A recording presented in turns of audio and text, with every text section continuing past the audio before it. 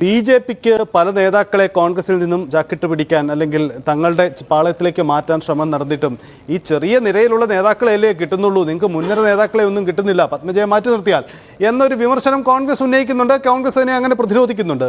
പക്ഷേ ചെറുതും വലുതുമായിക്കോട്ടെ, കോൺഗ്രസിൻ്റെ മുഖമുള്ളവർ ഇങ്ങനെ ബി.ജെ.പി പാളയത്തിലേക്ക് പോകുന്നത് ഈ തെരഞ്ഞെടുപ്പ് കാലത്ത് അത്ര എളുപ്പത്തിലങ്ങ് വിശദീകരിക്കാൻ കോൺഗ്രസിന് കഴിയും? സജിത്ത്, ഇപ്പോൾ യഥാർത്ഥത്തിൽ ഈ സുപ്രഭാതത്തിന്റെ വിമർശനത്തിന് പിന്നിൽ മറ്റൊന്നുകൂടി ഉണ്ടെന്നുകൂടി നമ്മൾ കാണേണ്ടതുണ്ട്. CAA-ക്കെതിരെ കോൺഗ്രസ് ദേശീയ തലത്തിൽ വലിയ തരത്തിലുള്ള ഒരു പ്രക്ഷോഭത്തിലേക്കും അല്ലെങ്കിൽ വലിയ പ്രതിഷേധത്തിലേക്കും നീങ്ങുന്നില്ല എന്നതിൻ്റെ കൂടി ഒരു വിയോജിപ്പ് സ്വാഭാവികമായും സമസ്യക്കുണ്ട്. പലപ്പോഴും സംസ്ഥാനത്തിൽ ഇത്തരം വിഷയങ്ങളൊക്കെ വരുമ്പോൾ എടുക്കുന്ന ഒരു ശക്തമായ നിലപാട്, സംസ്ഥാനത്തെ കോൺഗ്രസ് നേതാക്കൾ എടുക്കുന്ന നിലപാട് ദേശീയ തലത്തിൽ കോൺഗ്രസ് എടുക്കുന്നില്ല എന്നുള്ള ഒരു വിയോജിപ്പ് അല്ലെങ്കിൽ അതിലുള്ള പ്രതിഷേധം സമസ്യക്കുണ്ട്. അതിൻ്റെ കൂടി പ്രതിഫലനമാകണം ഇപ്പോൾ ഈ ആളുകൾ കേരളത്തിൽ നിന്ന് പോയത്. കോൺഗ്രസ്സുകാർ പറയുന്നത് പോലെ കോൺഗ്രസ്സുകാർ പറയുന്നതിലും ഒരു പരിധിവരെയൊക്കെ കാര്യമുണ്ട്. പത്മജയെ പോലെ ഒരു നേതാവ് മാത്രമാണ് അങ്ങനെ ഒരു പ്രധാന നേതാവ് എന്ന നിലയ്ക്ക് പോകാൻ. AK ആന്റണിയുടെ മകൻ അനിൽ ആന്റണി പോകുമ്പോൾ AK ആന്റണിയുടെ മകൻ എന്നതിനപ്പുറത്തേക്ക് കോൺഗ്രസിൽ മറ്റേതെങ്കിലും സ്ഥാനമുള്ള ഒരാളല്ല. പക്ഷേ പത്മജ അങ്ങനെയല്ല.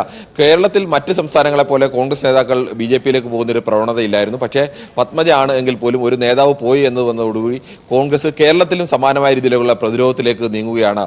കോൺഗ്രസിന്റെ നേതാക്കളെ എങ്ങനെ വിശ്വസിക്കും എന്നുള്ളൊരു സ്വാഭാവികമായ ചോദ്യം ഇടതുമുന്നണി ഉയർത്തുന്ന ഒരു ചോദ്യത്തിന് കൂടുതൽ സാധുത നൽകുന്ന ഒന്നുകൂടിയാണ് ഇത്തരത്തിൽ കോൺഗ്രസ് നേതാക്കൾ BJP-യിലേക്ക് ചേക്കേറുന്നത്. ഇനിയും പല നേതാക്കളും BJP-യിലേക്ക് ചേക്കേറാമെന്നുള്ള സംശയം പലപ്പോഴും പല കോൺഗ്രസ് നേതാക്കളും ഇപ്പോൾ നേരിടുന്ന പ്രധാനപ്പെട്ട ഒരു വെല്ലുവിളി. അവർക്ക് മറ്റ് രാഷ്ട്രീയ വിഷയങ്ങളിൽ ആക്രമിക്കുന്നതിനപ്പുറത്തേക്ക് ഞാൻ BJP-യിലേക്ക് പോകില്ല, അങ്ങനെ സാധ്യതയുള്ള ചില നേതാക്കളെയൊക്കെ ആളുകൾ സ്വയം വിശ്വസിക്കുകയോ അല്ലെങ്കിൽ മറ്റു പാർട്ടികൾ അങ്ങനെ പ്രചരിപ്പിക്കുകയോ ഒക്കെ ചെയ്യുന്നുണ്ട്.